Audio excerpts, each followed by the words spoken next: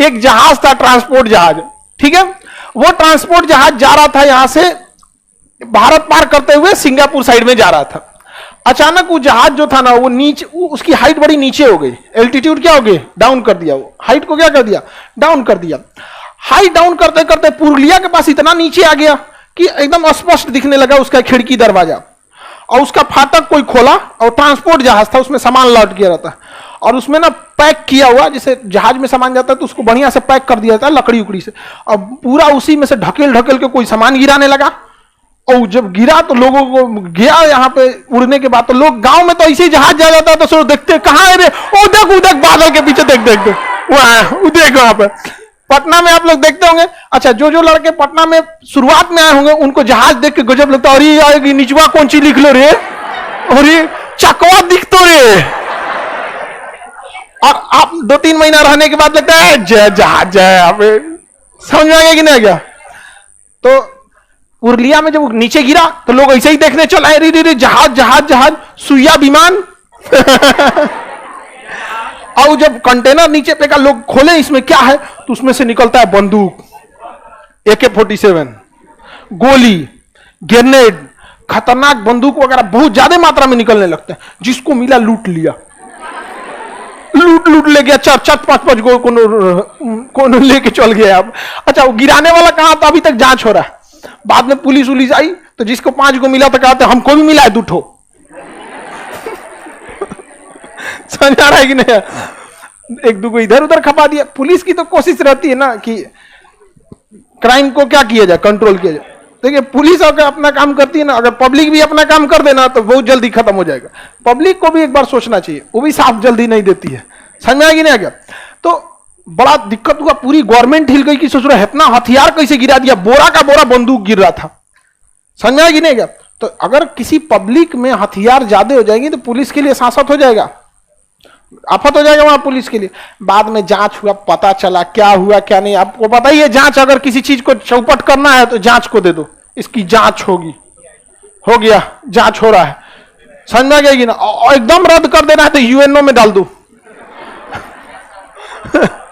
200 साल का फुर्सत कर देगा। तो पुरुलिया का दुर्घटना हुआ था। आपके पिताजी की शादी उसी समय हुई थी।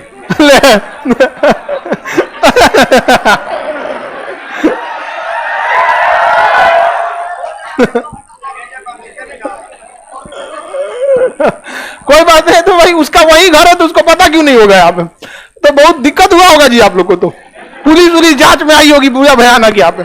तो कोई आप लोग अपराध, कोई व्यक्ति अपराध थोड़े किया है, ये तो नेशनल मैटर हो गया। यहाँ पे नेशनल सिक्योरिटी का मैटर है। यहाँ पे देखिए, हथियार बनाने के लिए ना रूस पूरी दुनिया में फेमस, पूरी दुनिया में रूस क्या है फेमस।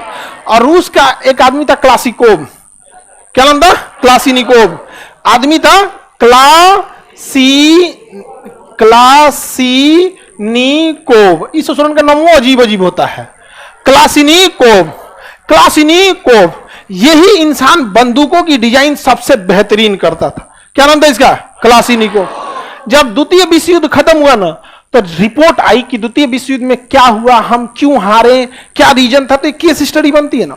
तो 1945 में जब द्वितीय, 44 में ही लगभग खत्म हो चुका था, 45 में मारा परमाणु बम, सहा हो गया, कोई अमेरिका के आगे टिकने वाला नहीं था। तो रिपोर्ट आई कि सैनिक को क्या तकलीफें आई थी। तो बहुत बार ऐसी समस्या आई थी ना कि हथियार जाम हो गया था, और युद्ध के मैदान में फौजी का हथियार जाम हो गया ना, चुपचाप टुकुर टुकुर देखिए। आप क्या कहिए, बगल वाले भाई दिन बंदूक को हम ही मारी, कलम है भाई नहीं के चलते ही, छिरी कैसे छिरी चलते इसे।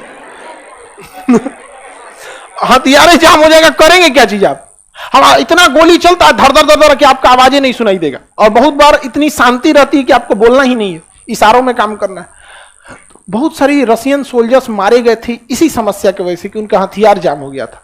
तो क्लासिनिकोव को ने कहा कि मैं हथियार बनाऊंगा जो जाम न हो, और इसने ऑटोमेटिक हथियार बना दिया। लोड करने की जरूरत ही नहीं था। क्या बना दिया, ऑटोमेटिक हथियार बना दिया। 1 सेकेंड में 16 गोली, 1 सेकेंड में धड़धड़ा के मार देगी। 1 सेकेंड कितना गोली उदिया के रख दिया यहाँ पर ऑटोमेटिक। और इसने 1947 में बनाया था। क्लास ऑटोमेटिक का ए, क्लासिनिकोव का के, AK-47 AK-47 दुनिया में सबसे ज्यादा अगर किसी ने जान लिया है ना, इसी राइफल ने जान लिया है। इसी का चाइनीज वर्जन है AK-56 है, वो कोनो काम का नहीं उसे।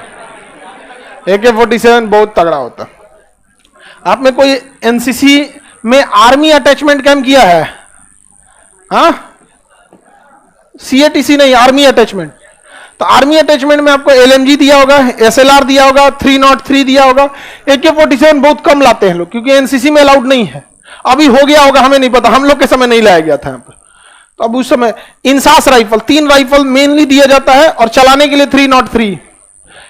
फौज में तो ये है, एनसीसी में नहीं अभी उतना दिया। अब कहीं कहीं किसी बटालियन में दिया जाता होगा, हम लोग के बटालियन में नहीं है। क्योंकि आर्मी अटैचमेंट कैंप और RDC कैंप एनसीसी का सबसे बड़ा कैंप है, तो उसमें ये सब चीजें दिया जाता है। आगे बढ़ जा। मिसाइल चलाना नहीं सिखाता है। एनसीसी क्या है? वो एक सेकेंड लाइन ऑफ फोर्स है, कि जब देश में एकदम स्थिति खराब हो जाएगी, सारे सैनिकों की जरूरत पड़ेगी, उस समय एनसीसी वालों को लगाया जाएगा।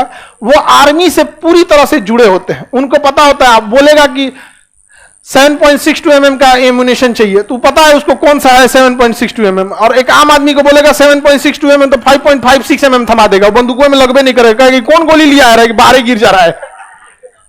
तो उनको पूरा आइडिया होता है कौन सा ग्रेनेड है, कौन क्या है, कौन सा राइफल है। एक जगह रखा रहेगा तो आपको पता भी नहीं चलेगा कौन कौन सा राइफल है। तो भारत सरकार ने इसमें काफी ज्यादा खर्च किया है एनसीसी पे।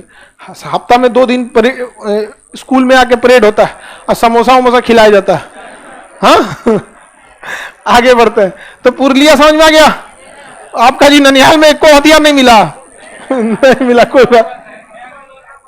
ऐसा तो नहीं है कि तुम भी लिखवा दिया कि नहीं मिला है।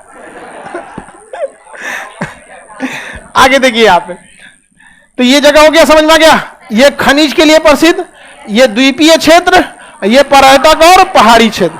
पर्यटक और पहाड़ी क्षेत्र समझ में आ गया कि नहीं आ गया? बंगाल में कोई दिक्कत? पश्चिम बंगाल एजुकेशन के लिए भी अच्छा है, हर चीज में ठीक है बंगाल। वहां पे हर चीज में गरीब से गरीब आदमी भी जी जाता है वहां पे, महंगाई बहुत ज्यादा नहीं है। और मछली वगैरह वहां के लोगों का भोजन है वहां पे। रसगुल्ला, हाँ रसगुल्ला। मिठाइयाँ कलकत्ता की बहुत फेमस है। हमारे यहाँ मिठाई कितना फेमस है, यही है। एगो रसगुल्ले को घींच तान के नाम बदलेगा सबसे, काला पीला हरा कभी करेगा, एक को वही रहेगा यहाँ पे। अब हम लोग सिक्किम की ओर बढ़े।